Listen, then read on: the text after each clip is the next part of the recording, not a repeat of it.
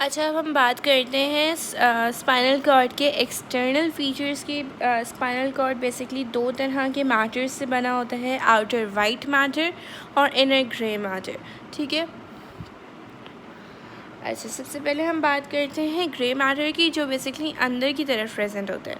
ठीक है। Grey matter क्या होता है? एच शेप्ड का होता है। अच्छा, इसके होते हैं बेसिकली तीन तरह के हॉर्न्स या कॉलम्स। ठीक है। हॉर्न्स बेसिकली कह लो प्रोजेक्शंस होती हैं एक टाइप ऑफ, या आर्म्स कह लो उनको। ठीक है। तो तीन तरह के होते हैं, पोस्टीरियर हॉर्न या डोर्सल हॉर्न, वेंट्रल हॉर्न या एंटीरियर हॉर्न और लेटरल हॉर्न। ठीक है। इनकी अपनी अलग अलग इम्पोर्टेंस है सबकी। अच्छा, उसके बाद हम बात करते हैं कुछ और फीचर्स की जो बहुत ज़्यादा इम्पोर्टेंट होते हैं यहाँ पर। अच्छा, मैंने हॉर्न्स का बता दिया था। उसके बाद हमारे पास आता है अब हमारे पास हमारे पास हॉर्न्स आ गए। ठीक है। पोस्टीरियर हॉर्न, एंटीरियर हॉर्न और लेटरल हॉर्न। उसके बाद हमारे पास आते हैं यहाँ पर एक मीटिंग पॉइंट होता है जिसको हम कहते हैं सेंट्रल कैनाल। ठीक है। Central canal.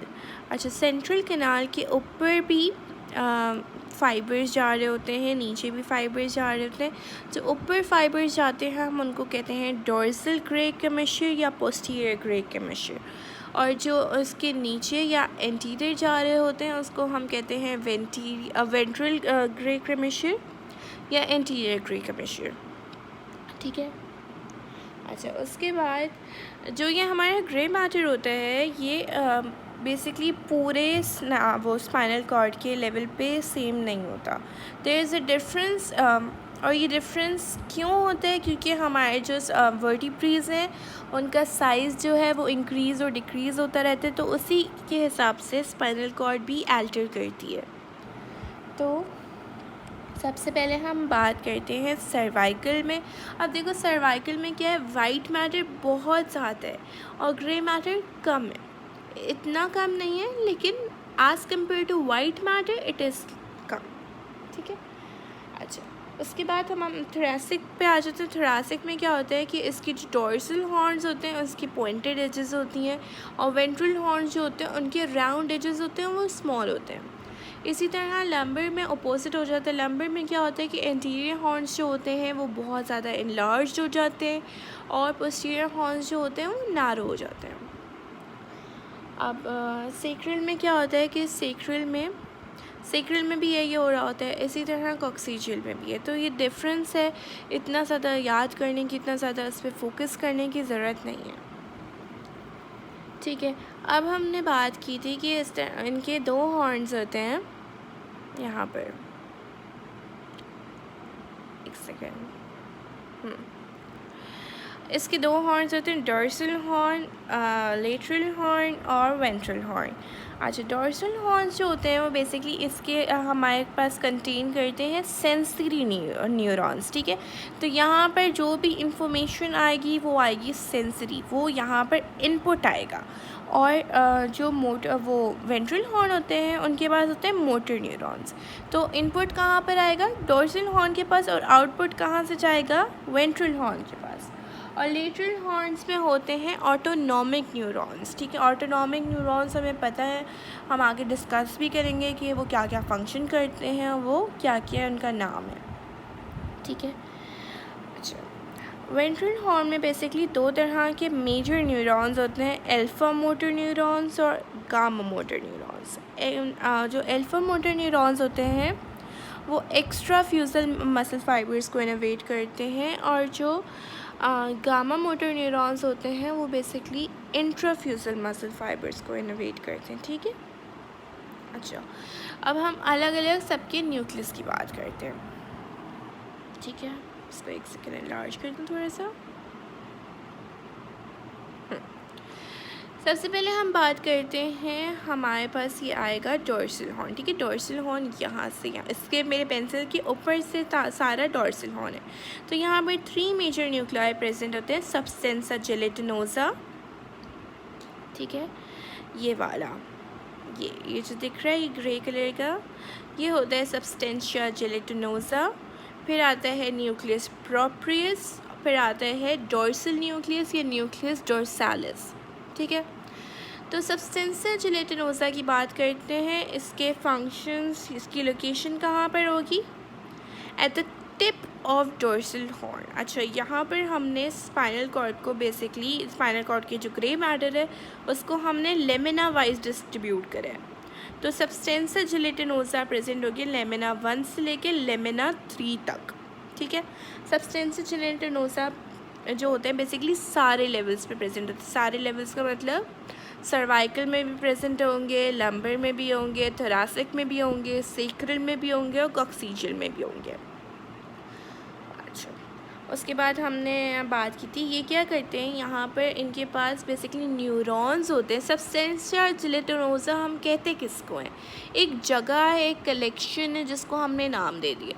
ठीक है, यहाँ पर बहुत सारे डिफरेंट न्यूरॉन्स होंगे। क्या करते हैं वो न्यूरॉन्स? पेन और टेम्परेचर को सेंस करते हैं विया लेटरल स्पाइनोथेलमिक ट्रैक्ट। जब मैं डिसेंडिंग ट्रैक्स पढ़ाऊंगी और असेंडिंग ट्रैक्स पढ़ाऊंगी तो उसमें मैं डिस्कस करूंगी इनको डिटेल में, तो इसमें इतना ज़्यादा इंपॉर्टेंट नहीं है। बस ये पता होना चाहिए कि सब्सटेंशियल जेलेटिनोसा जो प्रेजेंट होते हैं वो टिप ऑफ डोर्सल हॉर्न पे प्रेजेंट होते हैं। ये सारे लेवल्स पर प्रेजेंट होते हैं और ये प्रेजेंट होते हैं लेमिना 1 से लेके 3 के लेवल पर। ठीक है, और ये क्या करते हैं? ये पेन और टेम्परेचर को सेंस करते हैं। उसके बाद हमारे पास आ जाता है न्यूक्लियस प्रोप्रियस। ठीक है, न्यूक्लियस प्रोप्रियस ये बड़ा वाला। ठीक है, ये प्रेजेंट है लेमिना 4 से लेके 5 तक। अच्छा, यहाँ पर लेमिना की मार्किंग थोड़ी डिफरेंट है, वैसे ये 4 से लेके 5 तक होते हैं। ठीक है, ये भी सारे लेवल्स पर प्रेजेंट होते हैं, यानी cervical, thoracic, lumbar and sacral and coccygeal. ठीक है, ये क्या करते हैं? ये क्रूड टच लेते हैं, जैसे बहुत भारी किस्म का टच। अगर मैं किसी को पुश कर दूं या किसी को मुक्का मार दूं तो वो क्रूड टच कराते हैं। ठीक है, तो वो ये क्रूड टच लेके जाते हैं। सही है, उसके बाद हमारे पास आता है न्यूक्लियस डोर्सालिस या डोर्सल न्यूक्लियस, जिसको हम कहते हैं क्लार्क्स कॉलम। ठीक है, CLARKES, क्लार्क्स कॉलम। ठीक है, ये कहाँ प्रेजेंट होते हैं?